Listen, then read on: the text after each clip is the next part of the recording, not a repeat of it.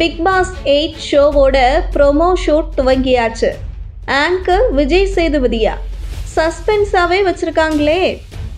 விஜய் டிவியில் கடந்த 2017ஆம் ஆண்டில் துவங்கப்பட்டு தொடர்ந்து சக்சஸ்ஃபுல்லான 7 சீசன்களை நிறைவு செய்துள்ளது பிக் பாஸ் நிகழ்ச்சி. பிக் பாஸ் நிகழ்ச்சியின் கடந்த 7 சீசன்களையும் நடிகர் கமலஹாசன் தொகுத்து வழங்கியிருந்தார். இது இந்த நிகழ்ச்சியின் மிகப்பெரிய அட்ராக்ஷனாக பார்க்கப்பட்டது.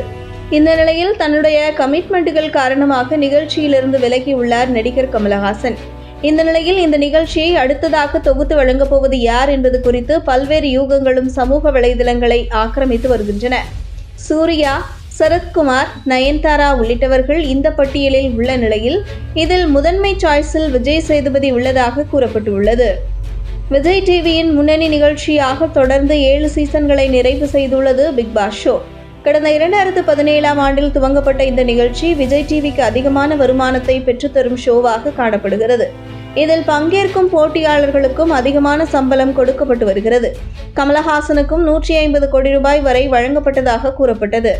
ஆயினும் கடந்த 7 சீசன்களாக நிகழ்ச்சியை தொகுத்து வழங்கி நிகழ்ச்சியின் அட்ராக்ஷன்களில் ஒன்றாக இருந்து வந்த கமலஹாசன் இந்த சீசனிலிருந்து வெளியேறியுள்ளார்.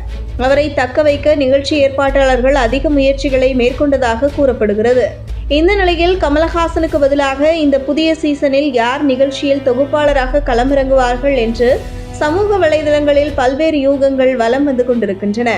நடிகர்கள் சரத்குமார், சூர்யா, நடிகை நயன்தாரா ஆகியோர் இந்த லிஸ்டில் உள்ளனர்.